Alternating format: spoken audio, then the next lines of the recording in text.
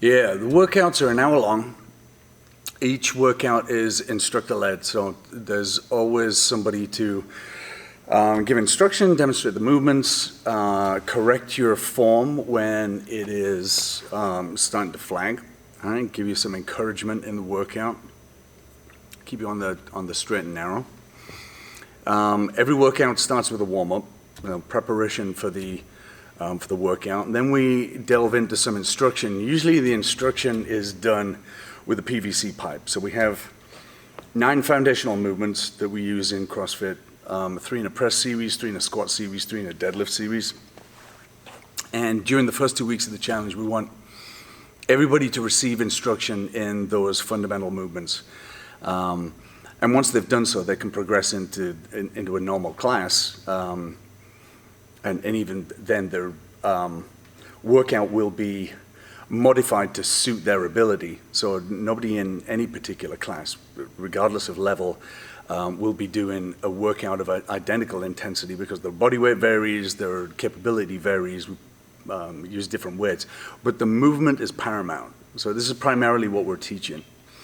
So after the warm-up is completed, then we'll do some technique work, usually with the PVC pipe, to make sure that the movement is pristine. We're interested in position and mechanics.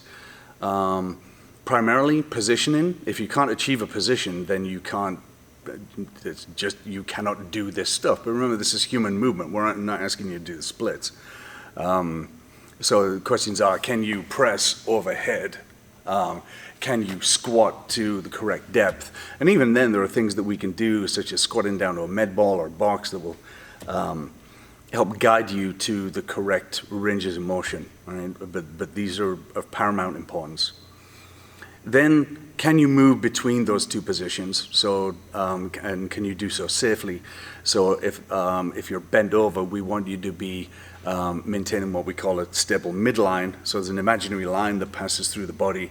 And if that line remains straight while you're moving, then your back is fundamentally protected. And then once we've done some movement practice, right, this is neurological technique training, then you get to express what you've learned at a little higher intensity. So this is the ubiquitous CrossFit Workout of the day, or WOD. And it's typically a workout that for a beginner, we would have this anywhere from kind of 6 to 12 minutes typically.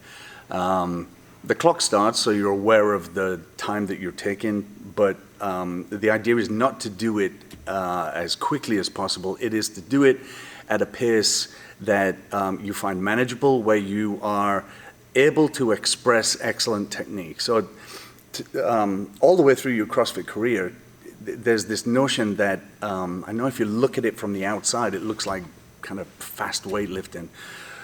When you're an athlete and you're doing this stuff, what it really feels like is dancing or traditional martial arts. You are trying to complete the movement with absolute virtuosity. So we want excellently done movements. We want them to be absolutely repeatable, so a high level of consistency. Then we can talk about intensity. Once you've satisfied position, mechanics, and consistency, then we can talk about intensity. After intensity, then we can talk about duration, right? How long does the thing last? And then we can talk about volume. How many times a week are you doing this stuff?